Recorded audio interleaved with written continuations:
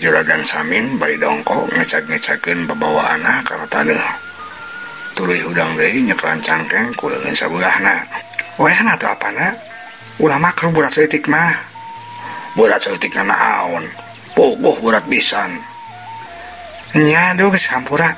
Wayahna atuh lah. Hitung-hitung bae ngabelan ibu. Cek Nyimas Anah. Juragan Samin ngan saukur ngareret. Geus teu rajenan deui loba omong. Tuluy kulihat bari babatak. Di sajen pihak si Bugel jeung si Cungkring anu tita tadi terus ngawaskeun bari jeung geus marasat bedog geus aya di hiji rungkun anu teu pati jauh ti eta tempat. Katempo duanana keur harewosan bari matana mah terus malencrong seukeut ka Juragan Samin jeung Nyimas Anah anu masih keneh mareureunnan. Kumaha ieu kakak? Nah, teh langsung bae disampelkeun atuh kakak. Cek si Cungkring ngomong ka si Bugel. Sabar heula euy. Kade ngalain ku si lain. Tuh aya Surasado sigana rok lewat ka dieu. Keun sina lewat heula sadona. Lamun saman kakarek urang gerak. Nah, atuh sieun sagala kakak. Lamun aya nu pinueun mah podaran we atuh sakalian. Jih, ari sia. Sok agamakeun bae sagalana teh. Geus cicing bae sia mah turutkeun bae aing. Nya atuh kakak. Ari kitu mah uing kumaha kakak bae lah. Cek si Cungkring deui satuluyna duanana caricing ngarawaskeun deui ka Juragan Samin jeung Nyimas Anah. Keur kitu kotoplak kadenge Surasado nu rek liwat teh beuki deukeut. Juragan Samin meuni curinghat. Tah, kabeneran ya Sado ka dieu. Geus apa mah rek naik sado bae ibu. Cek Juragan Samin. Ye ari si apa? Kagok atuh apa ayeuna mah da geus deukeut. Enggeus teu kudu naik sado segala rupa. Oh, deui atuh apa kudu kaluar deui. Nya aku makarep atuh ari buna mah. Ari apa mah capek bari nage kudu leumpang mah. Coba kudu bari barang bawa. Kacida teuing bari nage nyiksa awak. Tembal Juragan Samin deui. Ari sadona geus katempo beuki deukeut. Ku Juragan Samin buru-buru dieureunkeun. Up mang. Up. Cek Juragan Samin bari ku upae ngeureunkeun Sado. Bohong mang, bohong. Maju bae, da kuring mah moal naek. Cek Nyimas Anah. Manehna mah kalanita ulah eureun. Jih, geus eureun memang kuring nu rek naik sadona ge. Kacihaur mang. Juragan Samin keukeuh nita eureun. Hareup bae atuh Sado teh eureun hareupeun Juragan Samin. Juragan Samin buru-buru ngangkatan barang balanjaanna ditaekeun kana Sado. Tapi kakarek diangkatan ku Nyimas Anah kalah diturun-turunkeun deui. Bohong mang, liwat maju bae mang. Kuring udah mau naik Sado. Cek Nyimas Anah bari nurunkeun barang anu geus ditaekeun ku Juragan Samin. Tapi ku Juragan Samin guat-guat diangkat deui. Rek ditaekeun deui kana Sado. Keula mang, keula. Kuring nu rek naik sadona ge. Cek Juragan Samin bari ngangkat deui barang bawaanna. Tapi kakarek diangkat langsung dibotot deui ku Nyimas Anah. Bohong mang, maju bae. Mau naik Sado dah, mau naik Sado. Cek Nyimas Anah. Tungtung nama Juragan Samin jeung Nyimas Anah kalah pabetot-betot. Atuh nu bok itu mah ku si Sado teh kalah rieuteun sirahna. Ka bener atuh ieu teh. Rek naik Sado tah moal. Cek ku si Sado. Rek atuh keula mang sabar. Bohong moal mang. Geus maju bae mang, mohong moal. Bohong erek mang, tunggu sakedeung mang. Maju bae mang, maju. Moal anu naik ieu mang. Bohong mang erek. Moal. Erek. Moal. Erek. Juragan Samin jeung Nyimas Anah kalah ngadan paomong-omong bari jeung pabetot-betot barang. Nembok itu tukang Sado kalah kabeungih pusingeun. Nepak tarang bari terus mecut di kudana. Ye, sugan teu waras ya mah teh. Cek kusir Sado bari narika dari kudana terus ka tempo Sado teh maju deui. Atuh Juragan Samin anu masih keneh pabetot-betot jeung Nyimas Anah teh reuas. Barang ngadenge Sado teh geus maju deui. Juragan Samin ngali ka tukang. Breh Sado teh geus rada jauh. Mang, eureun mang tungguan. Cek Juragan Samin bari sot ngesotkeun barang anu keur dibetot ku Nyimas Anah. Tuluy bae lompat ngudag Sado. Atuh Nyimas Anah teh jadina ngajorongkong ka tukang kabawa ku tanagana sorangan ku budak labuh nangkarak bangkang. Aduh, ieu bujur nyeri. Teuing-teuingin apa? Ieu bujur kana nyeri kieu. Cek Nyimas Anah bari nyengir. Sedengkeun Juragan Samina masih terus lompatan ngudag Sado bari ku gorowokan nita eureun. Ngan hanjakal Sadona geus teu daekeun eureun. Juragan Samin tungtung mah haeho beakeun napas. Akhirna mareg eureun dongko nyekelan tuur. Dasar keblajau gaing mah boga pamajikan teh. Aduh, menit beakeun ku sorangan. Nyiksa ka aing jadina teh. Cek Juragan Samin bari tuluy diuk maremprah pakating ku capek.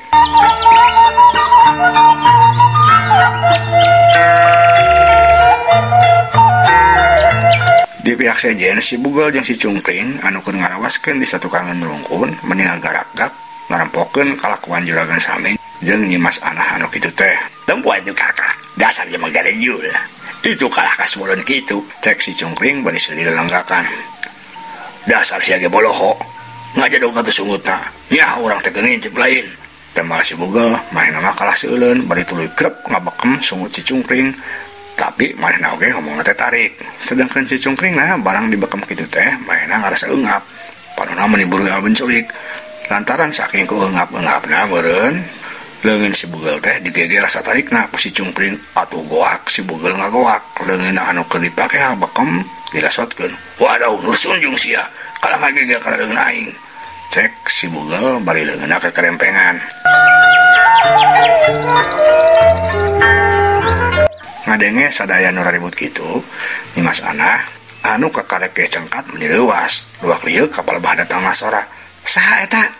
Cek Nyimas Anah. Si Bugel jeung si Cungkring langsung jempe. Gara-gara sia tuh Cungkring mangsa urang jadi kageureuwahkeun. Cek si Bugel ngaharewos. Geus cek hapalang ayeuna mah kakak. Mending ayeuna mah hayu bae sampeurkeun. Cuma gasak langsung bae perhiasan jeung barang-barangna kakak. Tembal si Cungkring. Nya kitu ge hade atuh. Begewat. Tembal si Bugel bari tuluy kaluar tina panyumputana. Dituturkeun ku si Cungkring. Duanana katempong ngajinjing bedog. Atuh nempoe dua jalma anu kaluar ti satu kangen rungkun bari jeung ngamang-ngamang bedog itu. Nyimas Anah kacidareuasna, sungutna calangap, matana bolotot. Saha maraneh? Cek Nyimas Anah bari ngadeg-deg. Si Cungkring jeung si Bugel malah ngajak pating calengir. Atuh tangteuna bae uing ngarampok ibu gelis. Kuing mah rek ngagasak perhiasan maneh. Tembal si Cungkring bari suruh ngasarenge. Kami duaan rampok alias badog alias garong. Mun maneh hayang salamat mantong loba uget cicing sia. Serahkeun kabeh perhiasan anu dipake ku maneh. Cek si Bugel ilu ngomong main ge bari cungar cengir. Atuh ngadenge kitu Nyimas Anah teh beuki selak bae gorowok mainna gorowok minta tulung. Tulung, apa? Tulung. Aya garong apa? Cek Nyimas Anah.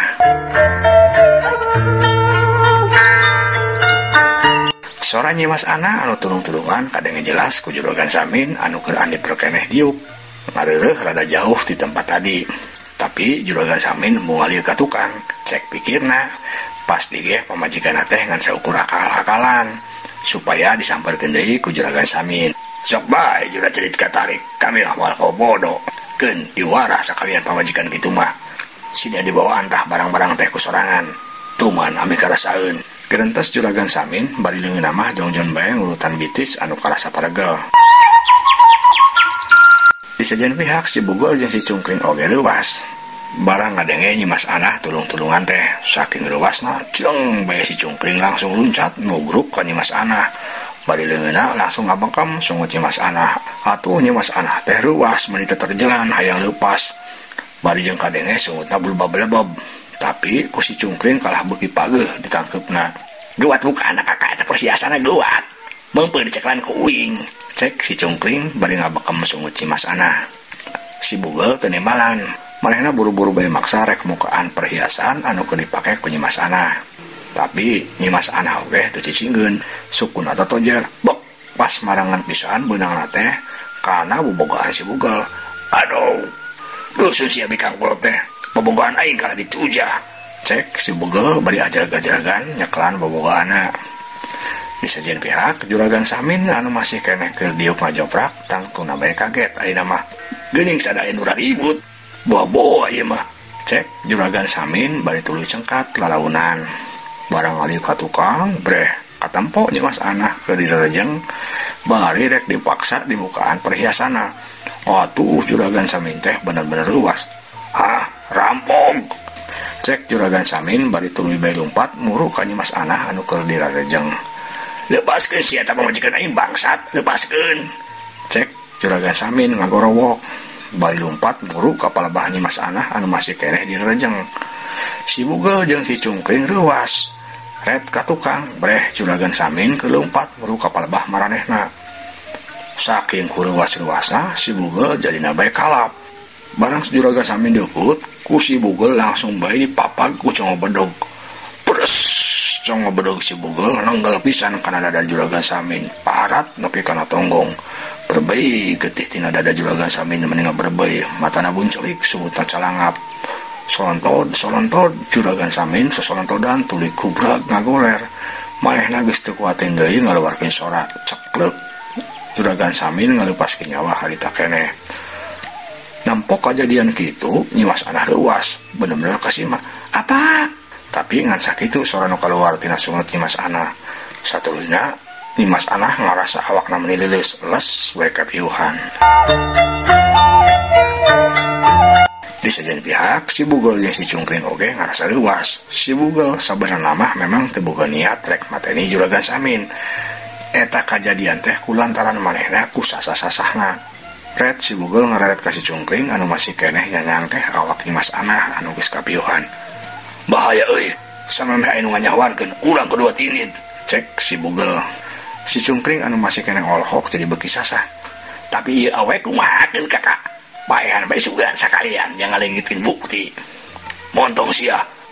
Dosana gede teuing lamun duana di baehan mah. Tadi dewe kira teu kahaja baehan teh. Atuh tuluy kumaha kakak? Belegug sia. Porotan heula perhiasana tuluy tinggalkeun nya atuh kakak tapi awal euy kakak kolot-kolot kayak gini geus sia awewe teh itu kulitna ge mun mulus kene kieu kakak montong mikiran nu kitu ulah sia neangan bibayaeun bae kuat bukan perhiasana tuluy kabur cek si bugel molotot atuh geus teu loba omong deui akhirna mah si cungkring buru-buru mukaan sakabeh perhiasan anu dipake ku nyimas anah satuluyna duanana buru-buru kalabur. Nyimas anah anu kapiuhan digolerkeun dina luhur jukut sedangkan juragan Samin katempo ngajoprak geus eueuh nyawaan duanana ditaringgalkeun kitu bae cag urang tunda heula.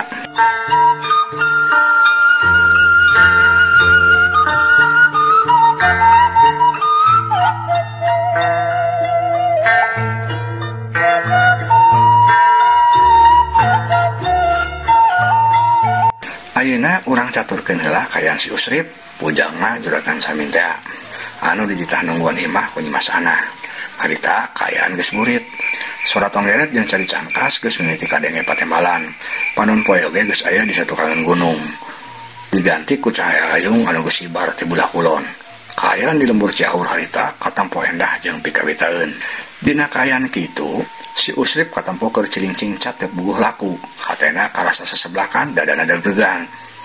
Pikiran si Usrip terus bae kaingetan kadununganana anu sampai waktu harita can datang keneh. Beu ieu naha dada aing meuni seseblakan kieu nya. Jeung naha ari dunungan sampai ka kieu geuning can datang keneh. Moal ayeuna naon mah kitu. Garantos si Usrip pikiranna geus kumalayang teu puguh. Si Usrip tuluy lempang deui gek diuk dina teras tapi ngan sakedeung geus udang deui. Tuluy luntang-lantung deui ka ditu ka dieu beuki teu puguh laku. Ari geus kieu aing kudu kumaha atunya. Lamun aing indit nyusulan bisi aing kena disalahkeun ku juragan istri. Amanah cerewet di mana mah. Keur mah juragan istri geus omat-omatan ka aing. Ulah ninggalkeun imah cenah. Tapi lamun ku aing teh disusulan bisi kumaha ona baru bingung aing jadi kieu teh. Gerantos si Usrip deui. Kur kitu kulomrang kadenge sora anu ngagolomrang tarik pisan di jero imah.